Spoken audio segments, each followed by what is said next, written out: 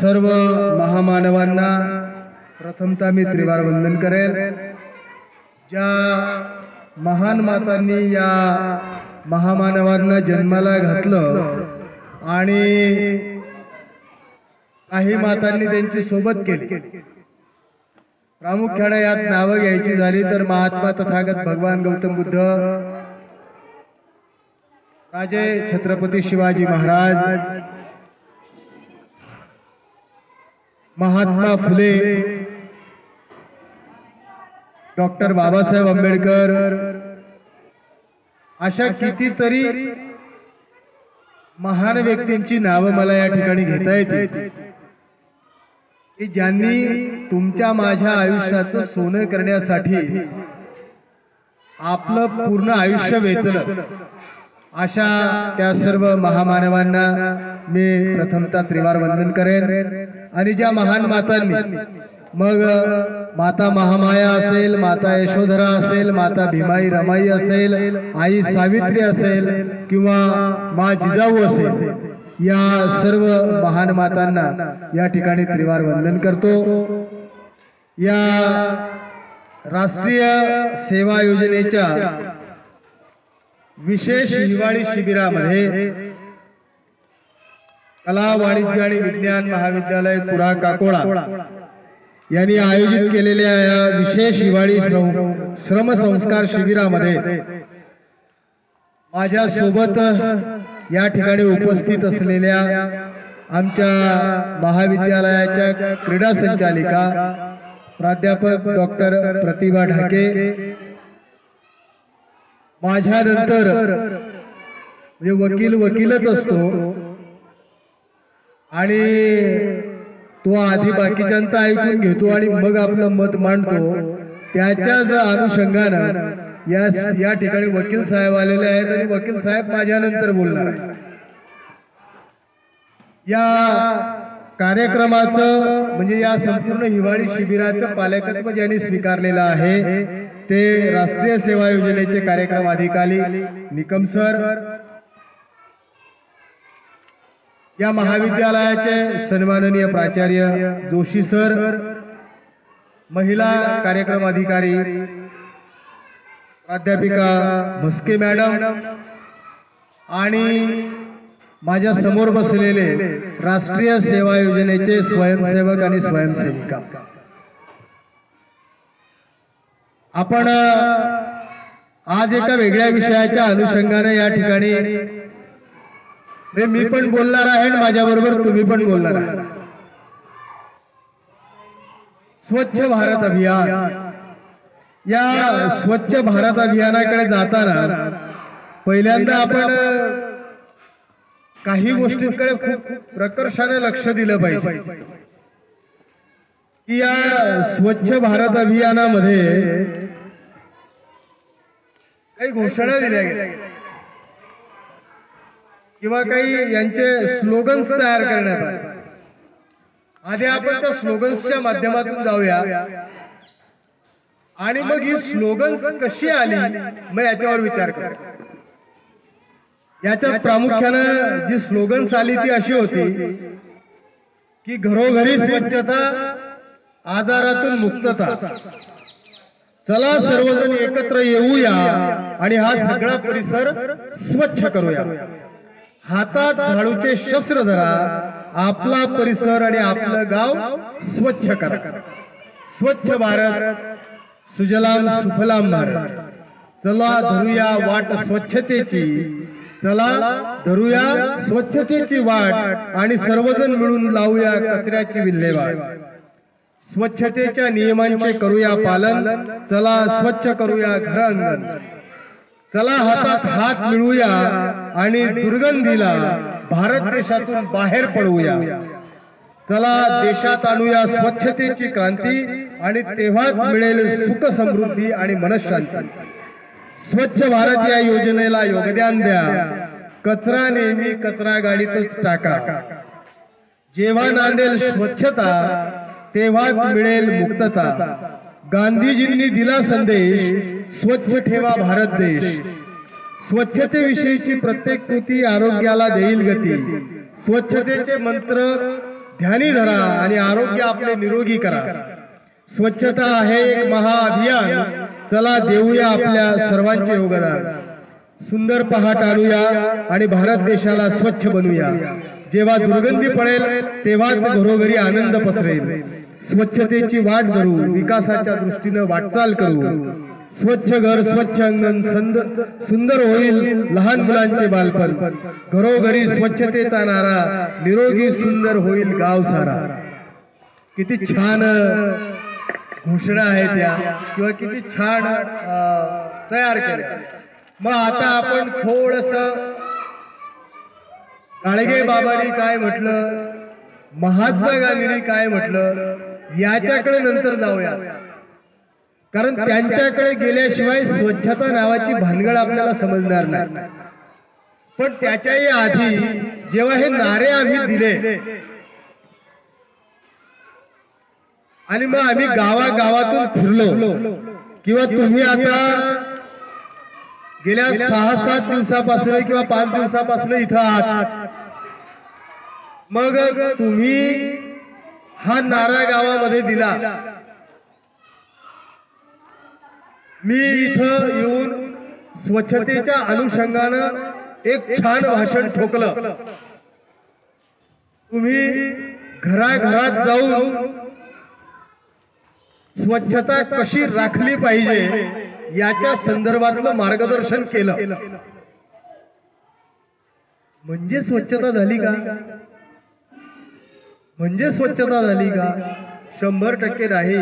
त्याचं कारण असा की मी किती छान गुळगुळीत वाक्य या ठिकाणी बोललो, पण ते जर माझ्या कृतीतनं आले नाही तर काय होईल माहितीये का? की मी फक्त त्याला बोलणारा पोपट आहे असं म्हटलं. म्हणून जेव्हा जेव्हा आम्ही स्वच्छतेच्या संदर्भातले नारे देतो आहोत तेव्हा आम्हाला हे लक्षात आलं पाहिजे की आम्ही आमच्या या साऱ्या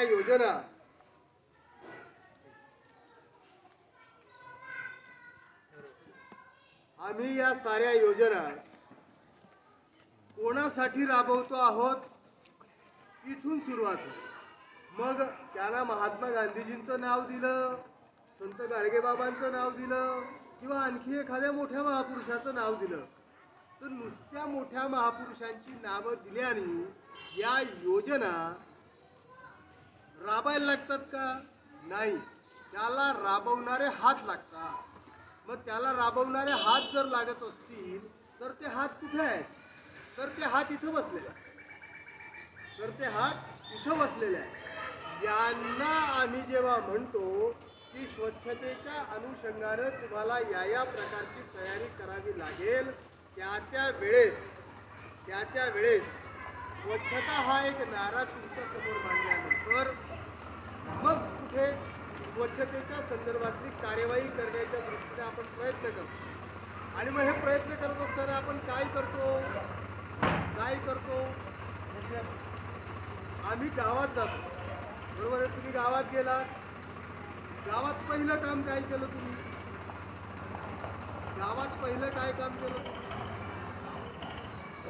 तुमच्या हातात झाडू होता का?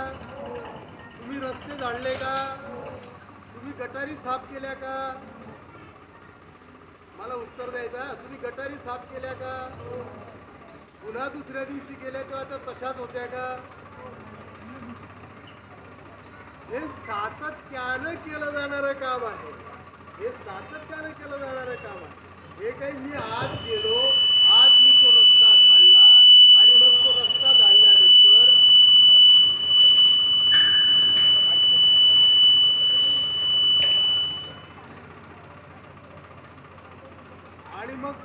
झाडल्यानंतर पुन्हा त्या रस्त्यावर तो रस्ता आहे त्याच्यावर घाण येणार आहे आणि ती दररोज साफ करावी लागणार आहे. हे जर माहीत आहे तर आपल्याला करावं काय लागेल याची सुरुवात आपल्याला लक्षात येईल. आपल्याला काय करावं लागणार आहे? आपल्याला एक आदर्श घालून द्यावा लागणार आहे की हा रस्ता किती वेळात आणि कशा पद्धतीनं साफ केला जातो. आमची 50 पोरं आहेत. या 50 पोरांनी अवघ्या एका तासात पूर्ण गाव स्वच्छ केलं. गावात 5,000 10,000 वस्ती. जर माझ्या 50 पोरांनी तासाभरात गाव साफ केलं असेल, स्वच्छ केलं असेल, सुंदर केलं असेल, तर गावातल्या 5-10 हजाराच्या वस्तीनं ते गाव लख प्रकाशमान केलं पाहिजे. ही भावना आम्हाला त्या नागरिकांमध्ये रुजवता आली पाहिजे. तर मग स्वच्छता टिकून राहील. नाहीतर तुम्ही हे 7 दिवस असाल, कदाचित 7च्या 7 दिवस तुम्ही स्वच्छ अभियान, स्वच्छ किंवा निर्मल अभियान हे राबवाल आणि नंतर 7 दिवसानंतर पुढच्या वर्षी जेव्हा तुम्ही याच गावात याल तेव्हा मात्र तुम्ही म्हणाल की अरे आम्ही तर खूप छान करून गेलो होतो या गावाला, हे गाव असंच राहिलं का. आणि म्हणून मित्रांनो, या योजनेमध्ये या योजनेचंच नाव आहे की स्वच्छ भारत अभियानाला नाव दिलं महात्मा गांधींचं. नाव महात्मा गांधींचं का दिलं, आणखी कोणाचं द्यायचं होतं का, या भानगडीत तुम्ही काही पडू नये. पण स्वच्छतेचं महत्त्व पहिल्यांदा पटवून सांगणारा जर तुम्ही असेल, म्हणजे स्वच्छता, आपण ही वरवरची स्वच्छता जरा डोक्यातून काढून टाकूया. आपल्याला कोणती स्वच्छता अपेक्षित आहे. मला हे अंगण स्वच्छ अपेक्षित आहे, मला इथली गटार स्वच्छ अपेक्षित आहे, मला इथलं घर स्वच्छ अपेक्षित आहे, मला माझं शौचालय स्वच्छ अपेक्षित आहे, मला माझा शेजारी स्वच्छ अपेक्षित आहे, मी जिथं प्रवास करतो तो माझा सहप्रवासी स्वच्छ अपेक्षित आहे.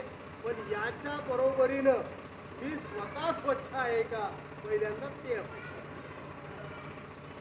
मग मी स्वच्छ असणं म्हणजे काय आहे, तर मी स्वच्छ असणं म्हणजे मी रोज स्नान करणं आहे, मी रोज धुतलेले कपडे घालणं आहे, मी माझ्याकडे स्प्रे असला तर तो सुगंधासाठी वापरणं आवश्यक आहे, पण नसेल तरी माणसाच्या कामाचा सुगंध येतो, तो सुगंध देता आला पाहिजे, त्याच्यासाठी पण अपेक्षित आहे.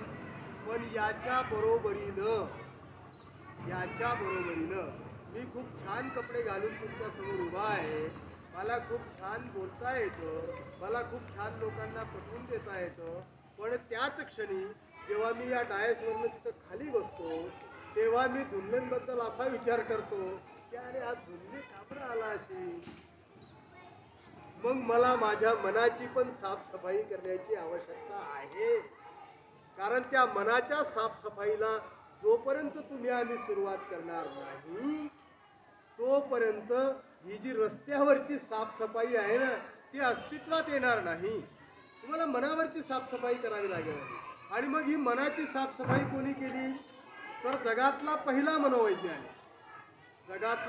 पहिला मनोवैज्ञानिक महात्मा तथागत बुद्ध यांनी काय केलं, यांनी इकडे तिकडे न पाहता, म्हणजे जेव्हा घराच्या बाहेर पडले सिद्धार्थ गौतम, तेव्हा विचार होता की मला जगाच्या कल्याणाचा मार्ग शोधण्यासाठी मी बाहेर पडलो, दुःखाचं कारण शोधण्यासाठी बाहेर पडलो.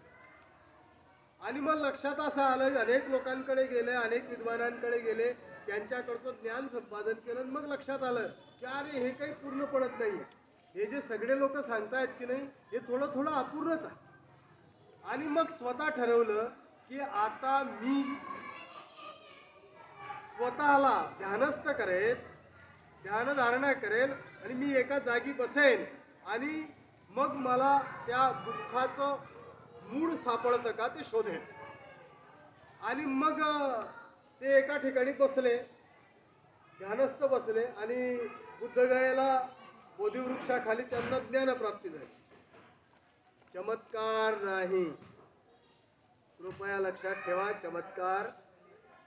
काय केलं एका जागी बसून,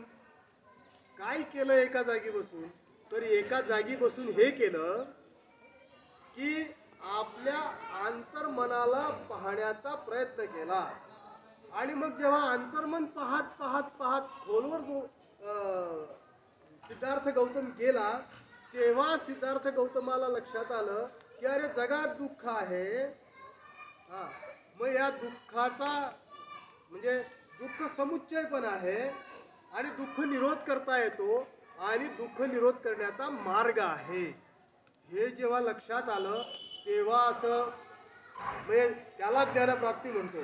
कधीतरी आम्ही आमच्या आतमध्ये डोकावून बघा. आमच्या आतमध्ये डोकावून बघताना आम्हाला लक्षात येईल की माझ्याकडे काय काय चांगलं आहे. मग आमच्याकडचं चांगलं जरा मी एकदा यादी वाचतो बघा, हे चांगलं आहे का.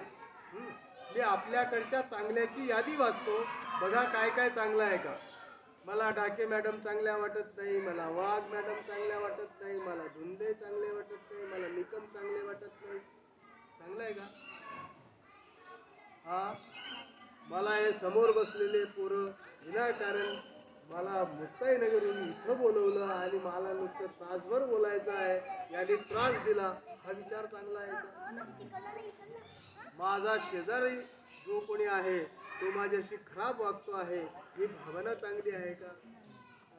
माझ्या शेजाऱ्याचं बरं झालं तर मला बरं वाटत नाही, ही भावना चांगली आहे का.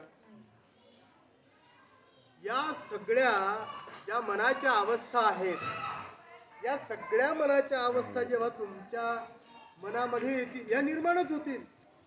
या निर्माणच होतील. ही मानवी प्रवृत्ती आहे, या निर्माणच होतील. पण जेव्हा या मानवी प्रवृत्ती निर्माण होतील तेव्हा या मानवी प्रवृत्तींचं चांगल्या प्रवृत्तींमध्ये परावर्तन करण्याचं काम, त्यांचं दमन, त्या भावनांचं दमन करण्याचं काम हे आपलं आहे. आणि म्हणून जेव्हा आम्ही या विचित्र भावनांवर विजय मिळवतो तेव्हा त्या त्या माणसाला ज्ञानप्राप्ती होते. मग मला वाटतं अशा ज्ञानाच्या प्रवासामध्ये जेव्हा तुम्ही जाल तेव्हा तुम्ही तुमच्या मनाला स्वच्छ करत जाल. तेव्हा तुम्ही तुमच्या मनाला स्वच्छ करत जाल आणि मग हे वैयक्तिक स्वच्छता अभियान असेल. मला वाटतं हे वैयक्तिक स्वच्छता अभियान पहिल्यांदा आपल्याला राबवायला लागेल. मग हे वैयक्तिक स्वच्छता अभियान राबवायला लागलो आपण की मग या वैयक्तिक स्वच्छता अभियानामध्ये पहिल्यांदाच विचारांची शुद्धता, स्वच्छ विचार ही भावना आहे. आणि ही भावना आली की मग हे स्वच्छ विचार काय करतील. नख वाढले तर नख काढायला लावतील, दाढी वाढली तर दाढी करायला लावतील, कपडे फाटले तर चांगले कपडे घालायला लावतील, शूज नसले तर शूज सांगतील.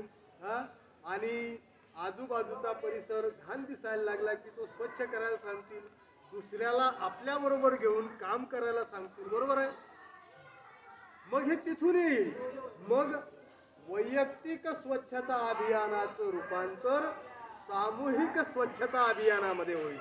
मग एका बरोबर दुसरा येईल, दुसऱ्या बरोबर तिसरा येईल, तिसऱ्या बरोबर चौथा येईल आणि मग या वैयक्तिक स्वच्छता अभियानाचं रूपांतर सामाजिक किंवा सामूहिक स्वच्छता अभियानामध्ये जाईल. आमचा हा विचार जर या 7 दिवसामध्ये आम्ही या गावापर्यंत पोहोचवू शकलो की हे वैयक्तिक स्वच्छता अभियान तर आहेच आहे, पण हे सामूहिक स्वच्छता अभियान पण आहे, तेव्हा या 8 दिवसात साफ केलेली गटार तुम्ही पुढच्या वर्षी आले तरी साफ दिसेल. या 8 दिवसात झाडून गेलेला रस्ता पुन्हा तुम्ही पुढच्या वर्षी इथं आलात तरी तो झाडलेल्या अवस्थेत दिसेल. तेव्हा या स्वच्छता अभियानाला काहीतरी अर्थ उरला आहे असं म्हणतात. आणि म्हणून मग महात्मा गांधी काय म्हणतात, हे आता आपण काय केलं, गांधी आणि गाडगे बाबा थोडेसे बाजूला ठेवतो आणि आपल्याला काय वाटतं त्याच्यावर बोलतो. की आपल्याला वाटतं की मी मनाची मलिनता दूर केली पाहिजे, मन स्वच्छ केलं पाहिजे, मग चांगले विचार येतील, चांगले विचार आले की मग माझ्या हातून चांगल्या कृती होतील आणि माझ्या हातून चांगल्या कृती व्हायला लागल्या की मला चांगल्या कृती करणारे 10 जण येऊन मिळतील. मग आम्ही 10 जण मिळून चांगल्या कृती करू आणि या 10 जणांनी केलेली चांगली कृती ही सामूहिक कृती असेल आणि मग ते समाजाच्या कामाची कृती असेल आणि मग समाजाप्रती आम्ही काहीतरी देणं लागतो ते दिलं जाईल असं होईल. मग त्याच्यासाठी सुरुवात कुठून करावी लागणार आहे तर ती सुरुवात आपल्यापासून करावी लागणार. पण ही सुरुवात करताना बऱ्याचदा आमचा गोंधळ होतो की काय चांगलं आणि काय वाईट हेच आम्हाला कळत नाही. मग तेव्हा आम्हाला जे महान पुरुष आहेत त्यांनी जो काय आदर्श आपल्याला दिलेला आहे त्या आदर्शाकडे जावं लागतं आणि त्यांनी काय काय चांगलं म्हटलं आहे ते आपल्यात येतं का त्याचा प्रयत्न करावा. आणि म्हणून इथं महात्मा गांधी यांच्या विचारांप्रमाणे जर जायचं म्हटलं तर महात्मा गांधी यांनी म्हटलं होतं की राजकीय स्वातंत्र्यापेक्षा स्वच्छता महत्वाची आहे. आमचा देश जेव्हा स्वतंत्र झाला नव्हता तेव्हा आम्ही गुलामगिरीत होतो. आम्हाला त्यावेळेस स्वातंत्र्याची अपेक्षा आहे, नंतर मग आम्हाला राजकीय स्वातंत्र्याची अपेक्षा आहे. पण गांधी म्हणतात, महात्मा गांधी म्हणतात की राजकीय स्वातंत्र्यापेक्षाही स्वच्छता महत्वाची असेल. जर एखादी व्यक्ती स्वच्छ नसेल तर ती निरोगी असू शकत नाही. म्हणजे तुमच्या निरोगी असण्याचं कारण एक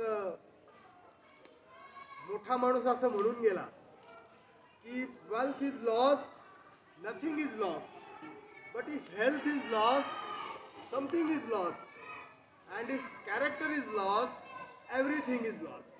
मग निरोगी असणं म्हणजे हेल्थ बाळगणं आहे. मग तुमच्याकडे काहीतरी समथिंग शिल्लक असलं पाहिजे याची ती प्रक्रिया आहे. आणि म्हणून जो माणूस स्वच्छ आहे तो निरोगी असेल. केवळ उत्तम स्वच्छतेनं भारतातील गावं आदर्श बनवता येऊ शकतील. महात्मा गांधी म्हणतात, कारण महात्मा गांधींचं एक ज्याला काय म्हणतो आपण ब्रीदवाक्य होतं की खेड्याकडे चला. कारण खेडी स्वयंपूर्ण झाली तर हा देश स्वयंपूर्ण होईल. आता बऱ्याचदा आम्ही पाहतो खेड्याकडे चाला हे खूप बाद झालेलं आहे. आता खेडी ओसाड पडली, खेडी ओसाड पडली. सगळी माणसं शहराकडे गेली आणि शहराकडे गेल्यावर काय झालं, शहराकडे गेल्यावर काय झालं म्हणजे आजही आमची खेडी स्वच्छ आहे. आजही खेड्यामध्ये जरी उघड्या गटारी असल्या तरी त्याच्यावर डास नाही, त्याच्यावर डास नाही. पण तुम्ही शहरामध्ये जा बरं, शहरामध्ये तुडुंब भरलेल्या गटारी आहेत. मग या शहरातल्या गटारी तुडुंब त्याच्या भरल्या का? तिथल्या लोकांची मन सुद्धा अशाच पद्धतीनं अतिशय किलमिश घेऊन तुडुंब भरलेली आहेत. म्हणून मोकळ्या मनाची माणसं तुम्हाला खेड्यामध्ये सापडतात आणि आतल्या गाठीची माणसं तुम्हाला शहरात सापडतात. आणि मग ती आतली गाठ काही सुटत नाही आणि त्या गाठीत काय बांधलेलं आहे ते काही लवकर दिसत नाही. आणि त्याच्यामुळे अशा अनेक गाठी एकत्र आल्या की त्या शरीरात पण गुठळ्या तयार झाल्या की हार्ट अटॅक येतो तसा अटॅक येतो. मला वाटतं या गुठळ्या शहरामध्ये जास्त झाल्या, खेड्यामध्ये कमी आहे. मला वाटतं त्या गुठळ्या मोकळ्या करण्याचं काम या स्वच्छता अभियानाच्या माध्यमातून होऊ शकेल. आपल्या ड्रॉइंग रूम प्रमाणेच आपलं स्वच्छालय सुद्धा सुंदर असलं पाहिजे. म्हणजे बऱ्याचदा विरोधाने असं म्हणतात की आपण लॅट्रिनला गेलो ना की असं वाटलं पाहिजे की बसू का इथं तासभर. असं जेव्हा वाटेल तेव्हा निदान तुमच्या घरापुरतं स्वच्छता अभियान अतिशय परिपूर्ण झालं असं म्हणता येईल. तुम्ही बसणार नाही कदाचित, पण असं वाटलं की मी तासभर बसू का. ओके, म्हणजे तुमची ड्रॉइंग रूम जितकी फ्रेश आहे तितकं तुमचं शौचालय पण फ्रेश आहे. तेव्हा तुम्ही स्वच्छता अभियानाकडे गेलात असं होईल. नद्या स्वच्छ ठेवून आपण आपली सभ्यता जिवंत ठेवू शकतो. हा खूप मोठा प्रश्न. या देशातल्या नद्या आता कारण सांगायला बसली तर खूप मोठी कारणं आहेत त्याची. सगळ्यात मोठं कारण तर हे आहे की धर्माच्या नावाखाली जे जे अवडंबर माजतो ते सगळं नद्यात जाऊन पडतं. ते सगळं नद्यांमध्ये जाऊन पडतं आणि ते नद्यांमध्ये जाऊन पडलं की मग ती नदी दूषित होते. आता मुक्ताईनगरला जो पाणी पुरवठा होतो की नाही, म्हणजे आता तुमच्या पुण्याला आपल्या वडोद्याला आणि पुण्याला कुठून पाणी पुरवठा होतो मला माहीत नाही, पण मुक्ताईनगरला जो पाणी पुरवठा होतो तो साचलेल्या बॅकवॉटरमधून होतो. साचलेल्या बॅकवॉटरमधून होतो. तुम्ही त्या बॅकवॉटरच्या काठावर जाऊन उभे राहा. तुम्ही 5 मिनिट, खूप जास्त सांगितलं मी 5 मिनिट, तुम्ही म्हणजे काही सेकंद उभे राहाल, इतका वास येतो त्या पाण्याचा. आणि ते पाणी मुक्ताईनगरमध्ये ठीक आहे, त्याचा फिल्ट्रेशन प्लॅन्ट अमुक धमुक या सगळ्या प्रोसेसमधून येऊन ते पाणी पुरवलं जात असेल, पण या नद्या स्वच्छ असत्या तर, या नद्या स्वच्छ असत्या तर आम्हाला जी काही दुसरी यंत्रणा उभी करावी लागली ती उभी करण्याची गरज भासली नसती. मग या नद्या दूषित कोणी केल्या, कशाने केल्या, हा कशाने केल्या, काय टाकलं आपण या नद्यांमध्ये, हा कचरा टाकला. तुम्ही तुमच्या घरची डस्टबिन घेऊन नदीवर घेऊन जाता, तुम्ही तुमच्या घरची डस्टबिन नदीवर घेऊन जाता का नाही. मग काय टाकतो आम्ही त्याच्यात, निर्माल्य टाकतो, निर्माल्य टाकतो. मग आम्हाला ही समज आली पाहिजे की आतापासून आम्ही नदीमध्ये निर्माल्य टाकणार नाही, पण निर्माल्याचा पण अवमान होणार नाही याच्यासाठी त्याची विल्हेवाट लावणं गरजेचं आहे की नाही. मग ती कशी लागेल, एक तर ते निर्माल्य खत म्हणून आमच्या शेतात गेलं पाहिजे किंवा मग ते जमिनीत पुरलं पाहिजे, जेणेकरून त्या जमिनीची पोत वाढेल. बरोबर आहे. अशा आशयानं आपल्याला त्याच्याकडे जाता येईल. प्रत्येकाने स्वतःचा कचरा स्वच्छ करावा. आणि एक वाक्य आहे, मी कोणालाही माझ्या मनात त्याच्या घाणेरड्या पावलांनी प्रवेश करू देणार नाही. हे बघा, कोणालाही म्हणजे काय, कोणत्याही विचाराला, कोणत्याही दुष्ट विचाराच्या व्यक्तीला मी माझ्या मनात घाण पावलांनी प्रवेश करू देणार. हा एवढा जरी संकल्प केला, मला वाटतं इथं 50 लोक बसलेले आहेत. या 50नी विचार केला की मी येऊन देणार, काय बी झालं ते येऊन. मग या 50च्या मनात कोणी प्रवेश करेल का, म्हणजे ते घाण विचार प्रवेश करतील का, नाही करणार. पण यांच्यामध्ये जेव्हा चांगल्या विचारांची वृद्धी होईल तेव्हा हे 50 लोक 500 आकर्षित करून येतील आणि मग तो 500चा जथ्था हा सगळा समाज बनवायला भाग पडतो. त्याच्या पुढे जाऊन ते म्हणतात की मी आपल्या आचरणात स्वच्छता आणून त्याची सवय बनवेल. म्हणजे स्वच्छतेची सवय लागणं. स्वच्छतेची सवय कशी लागेल, बऱ्याचदा स्वच्छतेची सवय लागायला वेगवेगळे कारणं लागतात. नाही तर स्वच्छतेची सवय म्हणजे काय, आपल्या घरातला कचरा काढायचा दुसऱ्याच्या अंगणात टाकायचा. आम्ही तर स्वच्छ राहतो वा, असं नाही आहे ते.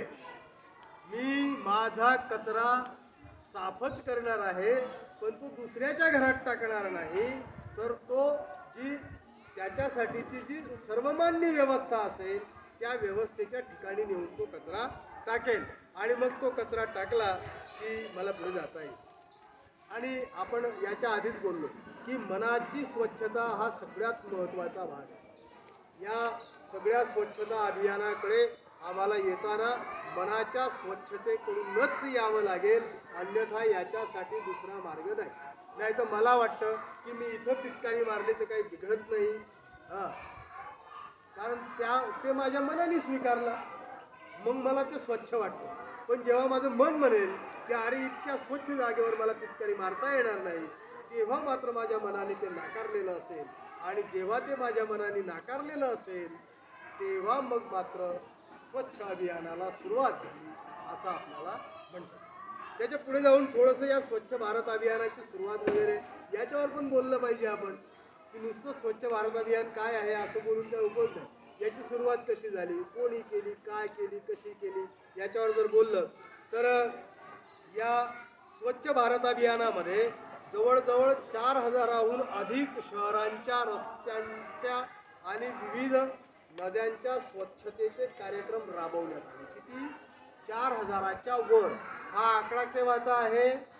2014चा. आता तुम्ही 2024 मध्ये 10 वर्षापूर्वी. नंतर हे अभियान 2 ऑक्टोबर 2014 रोजी राजघाटहून नरेंद्र मोदी यांनी सुरू केलं आणि याचं उद्दिष्ट होतं की 2019 पर्यंत स्वच्छ भारत होईल. मला वाटतं आता 2024 चालू आहे, अजूनही आपण त्या अभियानात आहोत. समाज बदलण्याची जी प्रक्रिया असते की नाही, ती युगानुयुग चालणारी असते.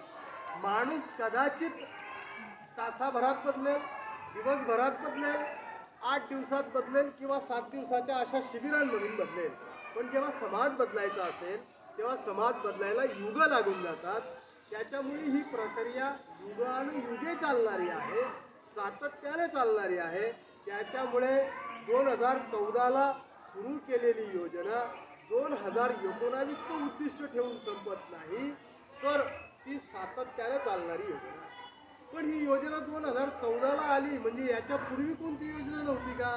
तर याच्या आधी पण योजना होती, निर्मल भारत नावाची योजना, जी मला वाटतं यांच्या काळात सुरू झाली होती, मनमोहन सिंगच्या काळात सुरू झाली होती. आणि मग त्या निर्मल योजनेला पुढे थोड्याशा वेगळ्या स्वरूपामध्ये आपण स्वच्छ भारत अभियानाच्या स्वरूपात आणलं. मग या अभियानामध्ये 30 लाखाहून अधिक कर्मचारी, शाळकरी मुलं आणि महाविद्यालयीन विद्यार्थी सहभागी आहेत. हे अभियान ग्रामीण व शहरी दोन्ही भागांसाठी राबवलं जातं. ही योजना म्हणजे निर्मल भारताची पुनर्रचना करून ग्रामीण भागासाठी आणि शहरी भागासाठी नव्यानं सुरू करण्यात आलेली योजना आहे. 2011च्या जनगणनेनुसार ग्रामीण भागात 32.70% शौचालयाच्या सुविधा होत्या आणि 2013चा नॅशनल सॅम्पल सर्वे या ऑर्गनायझेशनने केलेल्या पाहणीनुसार 40.6% ग्रामीण कुटुंबाला शौचालयाच्या सुविधा होत्या.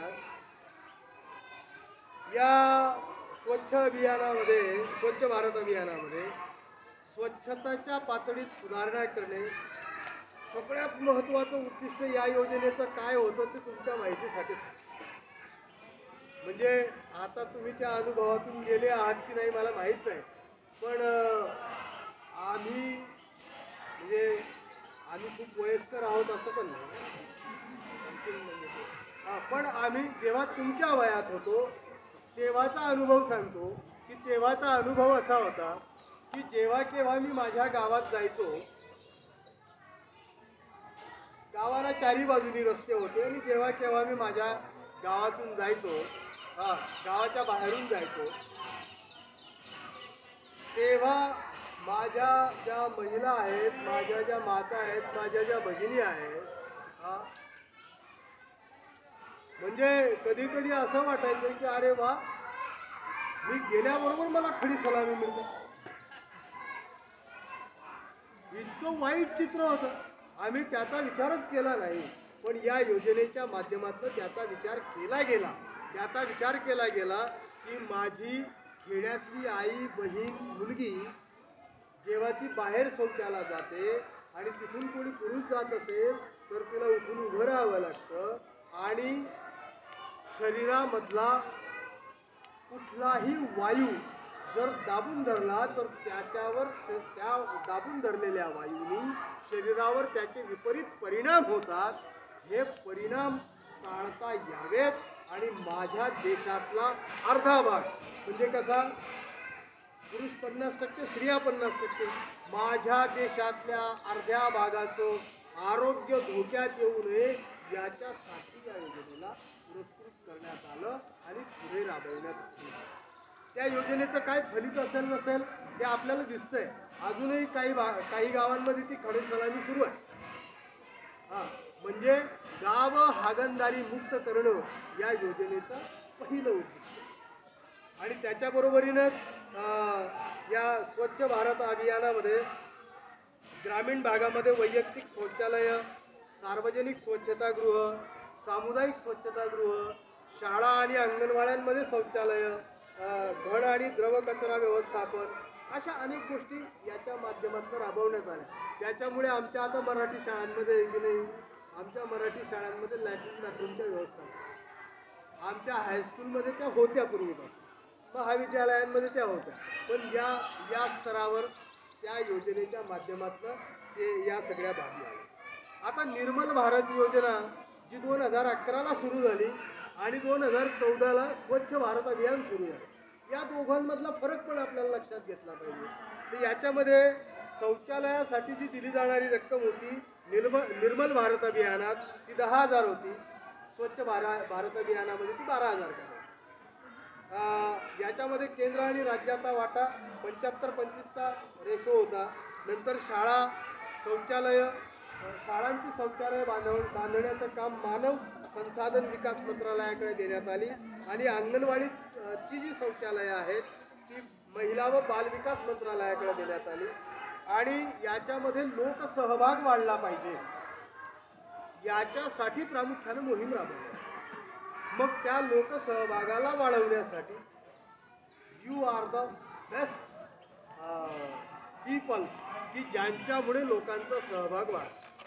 आमचा तरुण पोरगा जेव्हा या गावातल्या कोण्या एखाद्या माणसाच्या घराच्या गटारीसमोर उभा राहतो आणि तो गटारीत दोन्ही पाय टाकून उभा राहतो, मग गटार काढतो, तेव्हा त्या घरातल्या माणसाला पण लाज वाटते की तुझ्या मायला हे इतकं इन केलेलं पोरगं पॅडवर काढून गटार काढताय, आता आपल्याला पण हे आपलंच आहे, आपल्याला केलं पाहिजे.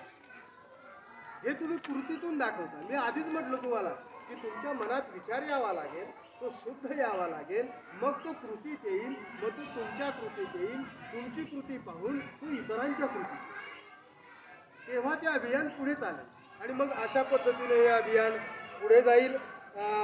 एक सकारात्मक बदल या अभियानाचा असा होता की पिंपरी चिंचवड भागामध्ये पवना नदीची स्वच्छता अभियान जेव्हा राबवण्यात आलं 2017-18ला, तेव्हा 215 दिवस हे काम सातत्यानं चाललं आणि 1455 ट्रक जलपर्णी म्हणजे पाण्यात वाढणारी वनस्पती तिथून बाहेर काढण्यात आली आणि त्या पवना नदीचं ज्याला काय म्हणतो आपण, पवना नदी शुद्ध केली. नदी नाही तर आपण गंगेत जाऊन शुद्ध होतो, आता गंगेला शुद्ध करण्याची वेळ आहे, गंगेला शुद्ध करण्याची वेळ. मला वाटतं हाही या अभियानाचा एक चांगला भाग आपल्या समोर येणं महत्त्वाचं आहे. वैयक्तिक पातळीवरच्या ज्या स्वच्छता आहेत, या स्वच्छतांबद्दल जर आपण बोलायला गेलं तर अनेक बाबी आहेत. वेळेचं बंधन आहे, मला माहिती आहे. वकील साहेब, तुम्ही फक्त जजचं ऐकता, आज तुम्ही मास्तरचं ऐकता, हे मला माहिती आहे. पण तरीही वैयक्तिक स्वच्छतेमध्ये काय काय येईल? अहो, माझ्या मनाच्या विचारांना शुद्ध करायचं असेल तर मला भ्रष्टाचाराच्या निर्मूलनाविरुद्ध भांडता येईल का? मला अंधश्रद्धा निर्मूलनाच्या विरुद्ध भांडता येईल का? मला जातीयतेच्या विरुद्ध भांडता येईल का? मला ते नष्ट करता येईल का? माझ्या वैयक्तिक पातळीवरनं तो प्रयत्न करता येईल का? हा विचार निर्माण होणं आणि त्या विचारांच्या अनुषंगानं कृती करणं महत्त्वाचं. नाही तर मग ते कोणतं गाणं आहे, मला आता म्हणजे गाणं तुम्ही चांगलं म्हणाल माझ्यापेक्षा, पण तरी मला असं वाटतं की ते बुद्ध कबीर भीमराव फुले या भूमीवर जन्मले आणि त्यांनी जनजीवन फुलविले गे शेजारीन सखेबाई, आणि मग देव अंगात आल्यावर दारू गांजा हवा भरपूर गंडा दोरा खर्च नंतर ग शेजारीन सखेबाई. देव अंगातला बळबळे मान डुलवून हातात उडे, मग मागत बकर कोंबड ग शेजारीन सखेबाई. आणि मग शेवटी त्या कळव्यात म्हटलेला की देह देवची देतू जीवा, देह देवची देतू जीवा आणि पोरं मागशील देतो तवा. इथं पण आमची बुद्धी शाबूत असली पाहिजे. नाही तर आम्ही कोणाकडे जातो, ते राज फुक्या बाबाकडे जातो, म्हणतो आम्हाला पोरं होत नाही. देह देवची देतू जीवा आणि पोरं मागशील देतो तवा, मग नवरा कशाला हवा ग शेजारीन सखेबाई. आम्हाला आमच्या विचारांमध्ये ती ताकद आणावी लागेल. आणि म्हणून शेवटच्या कळव्यामध्ये तो कवी काय म्हणतो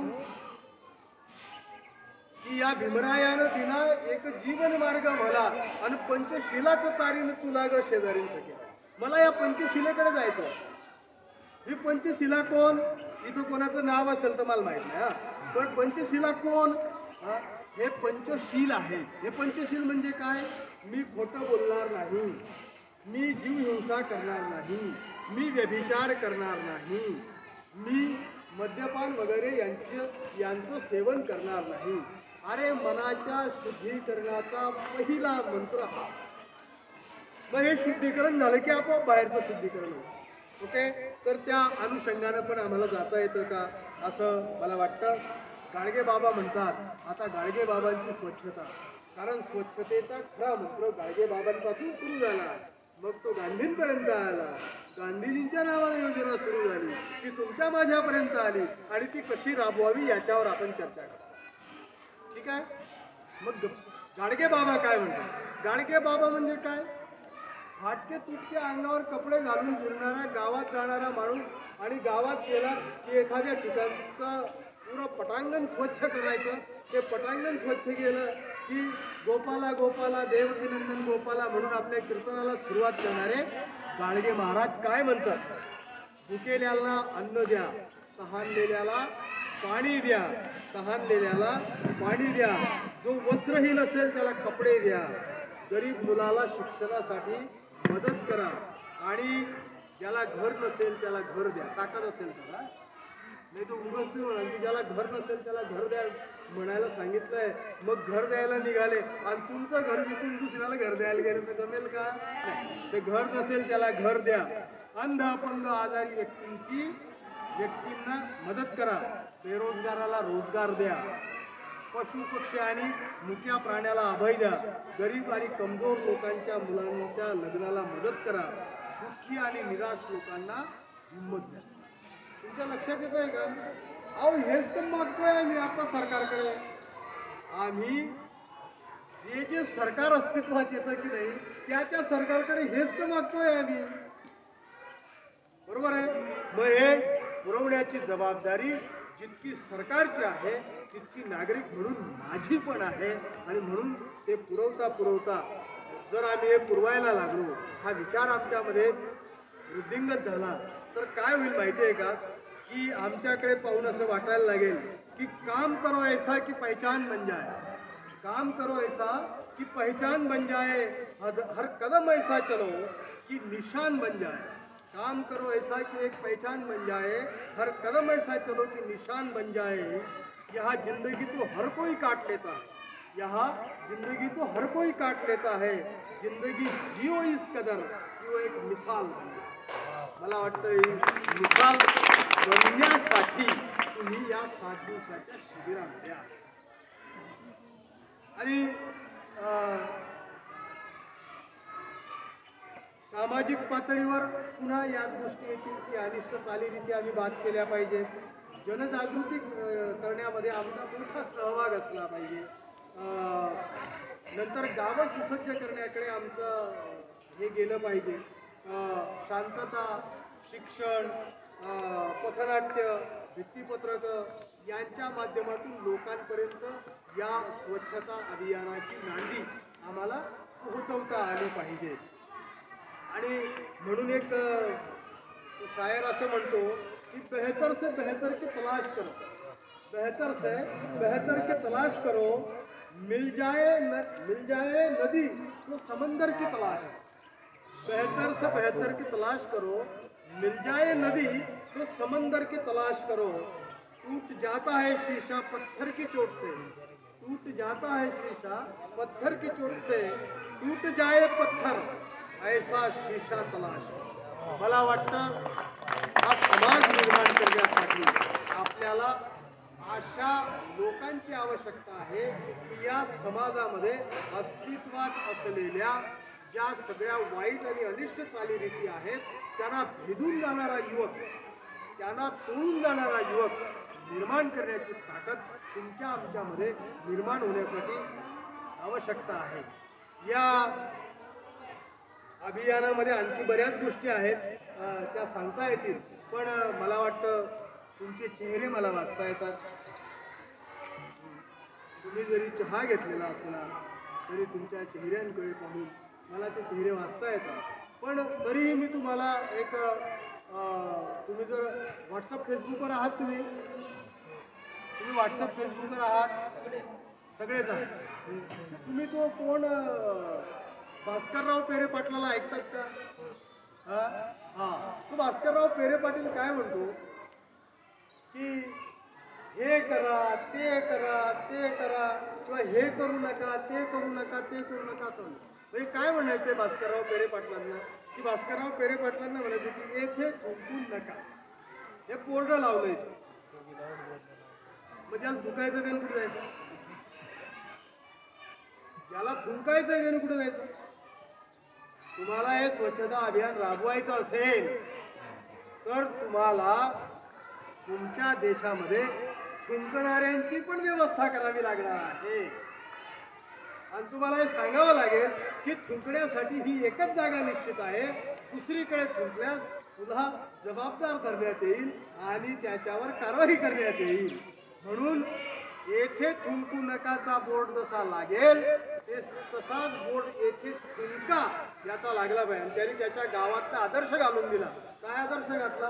त्यांनी त्याच्या गावामध्ये जवळजवळ त्याच्या म्हणण्याप्रमाणे 50 ते 100 बेसिन बसवले, ज्यांना 24 तास पाणी आहे. काय म्हटलं? 50 ते 100 बेसिन बसवले ज्यांना 24 तास पाणी आहे, आणि त्या बेसिनच्या वरती लिहिलं इथे थुंका, इथे थुंका. म्हणजे काय झालं? जी रस्त्यावर होणारी घाण होती ती पण आटोक्यात आली. मला वाटतं पर्याय शोधता आले. आम्ही काय करतो की आम्ही एखादी गोष्ट चूक आहे तिला चूक म्हणून मोकळे होतो, पण तिच्यासाठीचा पर्याय शोधत नाही. जेव्हा आम्ही पर्याय द्यायला लागू, पर्याय शोधायला लागू, तेव्हा मात्र निश्चितपणानं आम्ही या स्वच्छता अभियानाच्या दृष्टीनं प्रयत्न करायला लागू असं मला वाटतं. तुम्ही NSS क्लॅपिंग करता का? करा बरं एकदा. NSS क्लॅप दो.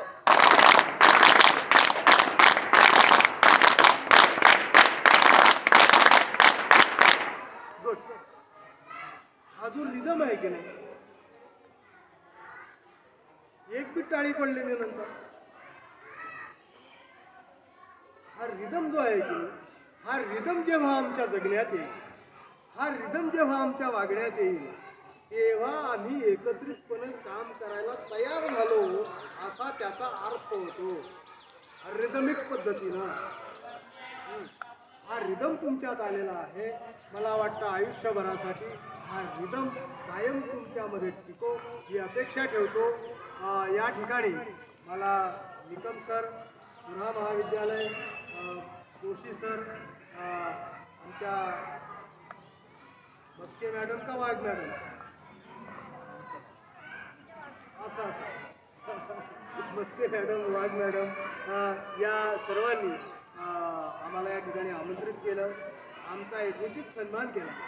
आणि गेल्या 10-15 मिनिटापासून तुम्ही मला ऐकून घेता. खरं म्हणजे तुमचे आभार मानले पाहिजे. बरोबर ना? जास्त वेळ झाला का? बरं, हां, आपण 10-15 मिनिटं गृहीत धरू. आपण गृहीत धरण्यावर आहे. आपण त्या त्या त्या वेळेला 15 मिनिटं म्हटलं तर ती वेळ 15 मिनिटाची आहे, आणि तिला तासभर म्हटलं तर ती तासभराची. पण आपण मला शांतपणे ऐकून घेतली त्याबद्दल मी सर्वांचा अतिशय ऋणी आहे. आपल्या सर्वांचे मी या ठिकाणी आभार मानतो. आणि आपल्यासाठी मला कायम आवडलेल्या कवीच्या 2 ओळी सांगेन आणि या ठिकाणी थांबेन की हो तुतारी दे ललकारी मार भरारी गावोगाव, हो तुतारी दे ललकारी मार भरारी गावोगाव, आणि आता अंधाराला घाबरू नकोस, एक तरी पंक्ती लाव, एक तरी पंक्ती लाव. हे काम तुमच्या हातून होतं आहे, हीच मोठी बाब आहे. मला वाटतं आपल्या सर्वांना तुमच्या भविष्यासाठी खूप खूप शुभेच्छा देतो. या ठिकाणी थांबतो. जय हिंद, जय महाराष्ट्र. NSS क्लॅप गो.